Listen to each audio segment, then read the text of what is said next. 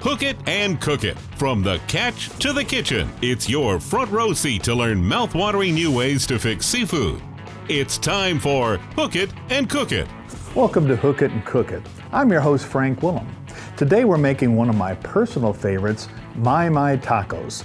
And we have Chef Charlie Bowers from the Island View Casino in Gulfport, Mississippi to show us how to make that recipe. But before we cook it, we gotta hook it. My favorite way to catch Mahi Mahi is sight fishing with light tackle along blue water current rips. But since Tropic Star is one of the premier destinations for catching billfish, our primary mission was to stalk black marlin. So we struck to trolling but caught plenty of Mahi Mahi in the process.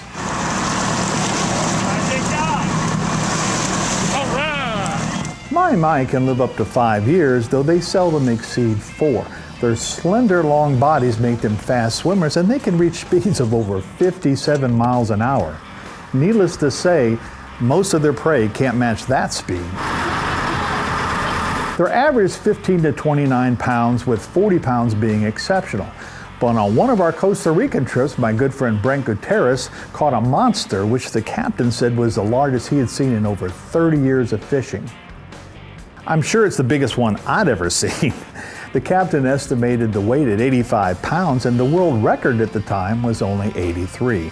I sure wish we'd have been able to get it to the certified scales before they filleted and ate it. Well, the fish we have today isn't quite that big, but I'm guessing it'll be just as good. Maybe better. Nice, awesome. All right, we caught our Mahi Mahi. When we come back, we'll show you how to fillet it for tacos. Well, it sure smells like he was probably swimming yesterday. Yes, indeed, she sure does. Welcome back to Hook It and Cook It. We're at the Culinary Arts School at Jefferson Davis Community College with Chef Charlie Bowers. And now it's time to fillet our Mahi Mahi. Well, Charlie, it looks like a fish and smells like a fish. What do we have here? All we have here is a Mahi Mahi. We're gonna get to butchering her up and we'll make some blackened mahi tacos. It's a nice looking fish. About how much that weigh, you reckon, when it's whole? Probably around 15, 16, somewhere right in on there. Great. Well, show us how you carve it up here. All right. We start at the back end. We make that first incision, feel for that backbone. As soon as we hit her, we come and stay right on top.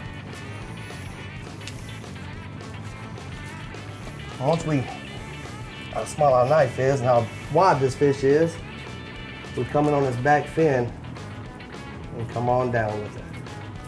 Well, it sure smells like he was probably swimming yesterday. Yes, indeed, she sure does.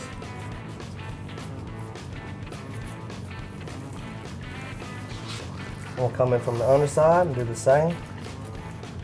Just reaching for that, that bone. Oh man, that's a nice looking fish. Yes, indeed. I understand you're a fisherman. Your boss, David, last time he was with us, he was telling us a little story about a shark that he went in after swimming with it. And I think you had a similar story, didn't you? Yes, indeed. We was out blacktip fishing, and I tell you, I caught one, and I'll tell you, bent the pole in half.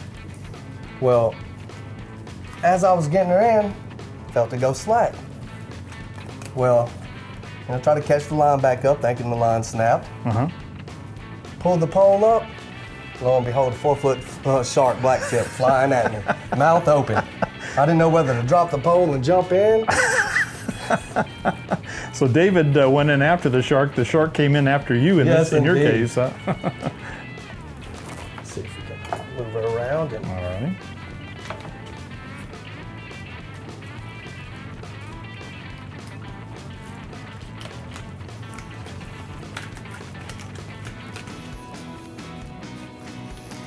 that collarbone.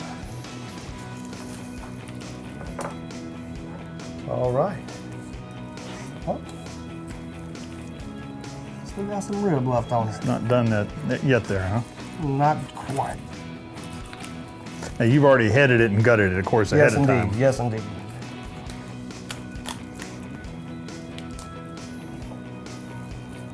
And we'll lay her over.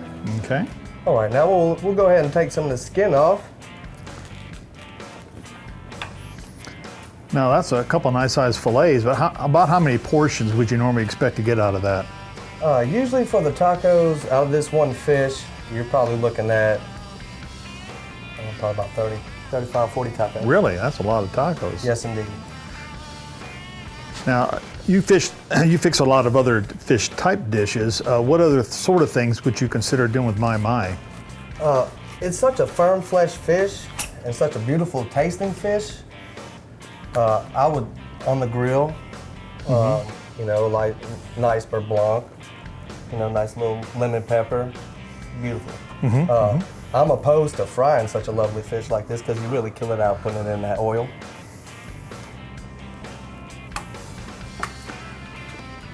What I like to do, because a lot of people are scared of that fish taste, and I tell you the bloodline holds a lot of that fishiness. So what I like to do is trim away a lot of that bloodline. Yeah, I've learned that makes a big difference, particularly if you end up having to freeze some of it. If you freeze it without that bloodline, it makes a big difference. Most definitely. Now, as I understand it, you got a lot of your training and background kind of near here, didn't you? I did. I tell you, I hate to brag and boast on myself, but I did graduate here, top of my class, special honors.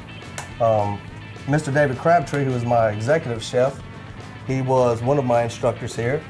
Excellent, excellent instructor. What I'll do, I'll go ahead and start portioning these, about 2-ounce portions. So I like to cut them on a bias. Lets the fish cook a lot faster.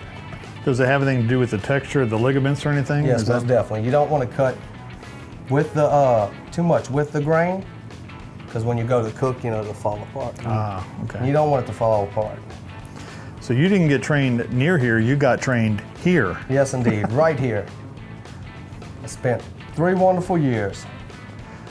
And then you've been at Island View for a while now, working with David, who is your instructor, right? Yes, indeed. I've been at Island View now for a little over 5 years. That's right. That's good. I started with NC&Gs with Chef Walter Smith, and you know he taught me a lot of good things. One of my mentors, as well as David. Yeah, he did a show with us. Excellent. I believe I've seen that segment. I think he did snapper Pontchartrain, if my memory serves me right. Yes, indeed. One of his specialties. Let's give it a try. Let's give it a shot. All right.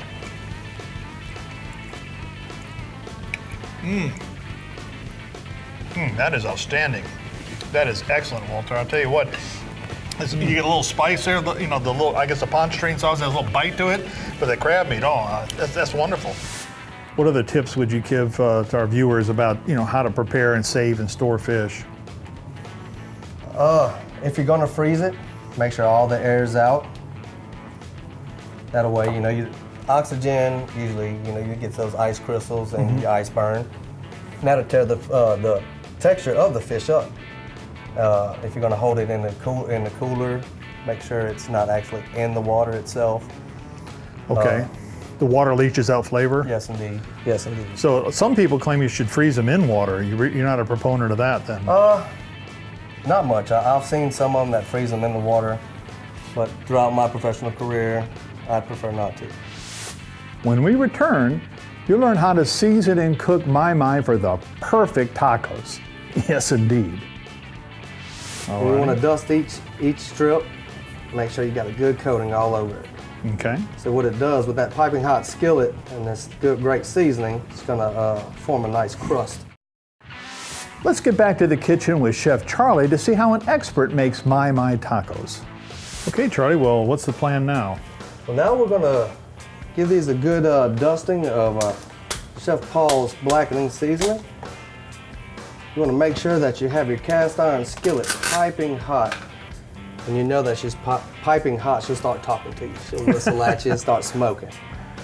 That's how you know it, okay? That's it. We want to dust each strip. Make sure you got a good coating all over it. Okay. So what it does with that piping hot skillet and this good, great seasoning, it's gonna form a nice crust I on the see. outside of the fish. Hold all them great flavors inside. Just a pretty heavy, liberal coating of it, it looks Yes, like, indeed. right? Okay, all right. And then after that, we're gonna do what? Well, I'm gonna get you to grill off some of those tortillas for us. And Okay. as this nice hot fish comes off this cast iron, we'll start building the tacos. Okay. And what we'll do, we'll lay the fish down in the tortilla. Okay. We'll top it with some of my swamp cabbage, which is my version of coleslaw. Okay. And we have a grilled tropical pico de gallo, Okay. which has grilled mango, grilled pineapple, fresh jalapenos, fresh Roma tomatoes, a little cilantro, So salt, pepper. little sweet, a little hot. Huh? That's it, exactly. Okay. And then a little cheese, a little sour cream. Yes, okay, indeed. great. And we'll finish off with a little lime wedge. Okay, great. Let's get to it. Now, when you're not being a chef, what do you like to do? Well, I'll tell you, my passion is baseball, and my son, I guess. I've been coaching for Gulfport Youth Sports Association for roughly 8 years now. Really? My son started when he was 3 years old, and he's made All-Stars every season since he was 4. And this past year, he's 10U now. And we just won our Father's Day champion. Wow. Single-handedly went 4-0. Wow. And handed it to our biggest rival, which is Long Beach. And this, we just got out of our district tournament. And we got in the losers bracket, lost our first game, battled all the way back to see Long Beach one more time. And they handed it to us this time. I see. Great job, Long Beach. Well, that's great. Well, that sounds exciting. Well, who got you into cooking? I mean, how did you go? Different people have different stories, but how did you end up in cooking? I tell you, since I was knee-high, my grandmother always had me in the kitchen. And she gave me a lot of inspiration into this field. And it's through her that I dedicated my education to the culinary field. Really? That's interesting. That really is. Is she still alive? No, sir. She just recently passed away. It's been, I guess, her death birthday was just here a year, 2 months ago. Oh, I'm sorry to hear that. But she still lives on through everything I do in the kitchen. What was her specialty? Being from Venice, Louisiana, anything out the swamp. So I bet you cooked some crawfish, huh? Oh, most definitely. I can remember plenty of springs, eating them mud bugs, Grandma's front porch. Now you're from Venice too, right? I am. Yeah, okay. You go back to Venice very often? Oh, most definitely. My dad just recently bought a 34-foot shrimp boat, and shrimping season's open, and I'm trying to get there as much as I can. I say once you got a nice coat on both sides of these fish, usually takes about 3.5 on both sides. Is there any physical indicator when it's done, or you just judge it by time? You can gently touch the fish. You want a nice firmness. You don't want to overcook the fish. It gets dry and yes, indeed. Like I said, with that piping hot skillet, it should sear all those great flavors and juices right on into the fish. Okay. Looks like these are about ready. Now, how long does it take to make this tropical salsa? That looks pretty complex to me. I guess prep work, maybe 30 minutes. But you Really? want to let it sit in the refrigerator for at least 6 hours to let the flavor develop. And your slaw, is this, I think you're going to provide us a recipe of that, or is that proprietary? Oh, most definitely. It's a blend of green cabbage, red cabbage. We put cilantro, slice up some green onions, and we put in it. And then we finish with a little Creole mustard, a little apple cider vinegar.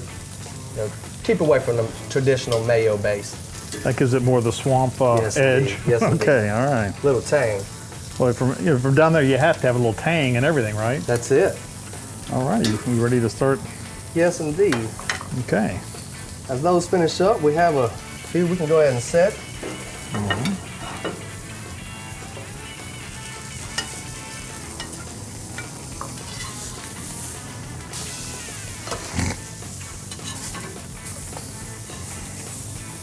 About a spoonful or so of cabbage. Is that about enough, or Yes, is that too much? indeed.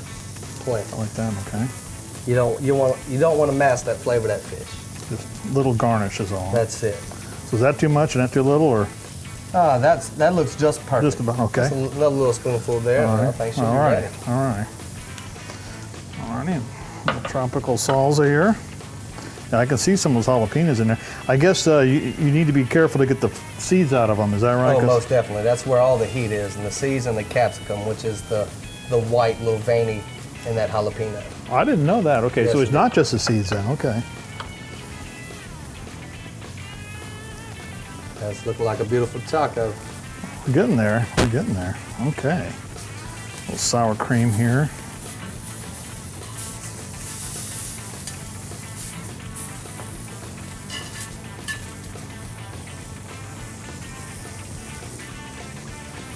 I'll put these over there and make up more. Now, is this something you normally serve at Island View, or is this something that's special for us, or? Well, we usually run a nice little special. When I can get nice fresh fish, I love to be creative. And being that we're in a diner, they expect us to get the food to them in 6 to 7 minutes, no less. So what better way than a good quick taco? Well, I'll tell you what, I love tacos, and these look like as good as I've had. I'll bet you they're going to taste as good, too. Oh, most definitely. Right about now, you'd wish you'd had smell-o-vision. Because the fish is smelling wonderful. How many times have you made this dish, you reckon? Throughout my lifetime, probably hundreds. Really? My kids they love fish and they love tacos. So what better way to mix them both is fish tacos.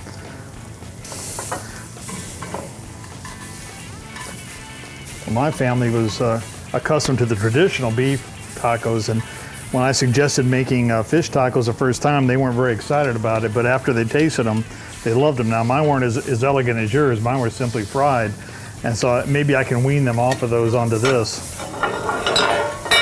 This looks a little healthier than the fried ones. Most definitely. And I'll bet you that, like you said, the fish tastes a lot better too, huh? Yes, indeed. No masking of it by dropping it in that hydrogenated fat oil, you know. What better way to keep that flavor of the fish? Well, I think most people these days are, more sensitive about, healthy eating and trying to get away from frying. All right, well, I guess next we get to do the taste test. Now, I'm hungry. Are you? I'm ready. We plated up our Mahi Mahi tacos, and it's taste test time. I have a feeling this is gonna be good.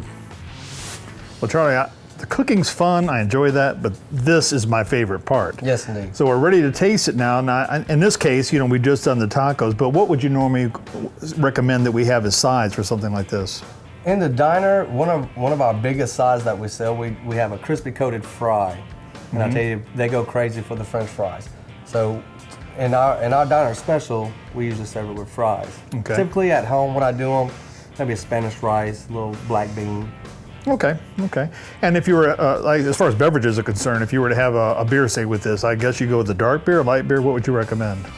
Me would be a cerveza. We're going to go with whether it be a Dos Equis or a Corona. Okay. So it could go either way then. Okay. All right. And with the wine, what would you think that would be right for pairing? I'd prefer a white. Okay. Something light. Something like Chardonnay or a Pinot Gris? Pinot Gris. Okay. All right. Now, the flavors we're going to see here, what should I expect? Well, you're going to get a little bit of heat, for one, from the blackening seasoning because it's got a heavy pepper in it. And then, of course, with that tropical salsa, you'll cut back, with a little bit of that sweet, and then you'll have that jalapeno bite you right back. All right. So, and then with the cream, it finishes smooth. Kind of evens it out. Okay. That's it. Well, let me try a bite here. I got it. I can't wait any longer. I might as well dive in with you.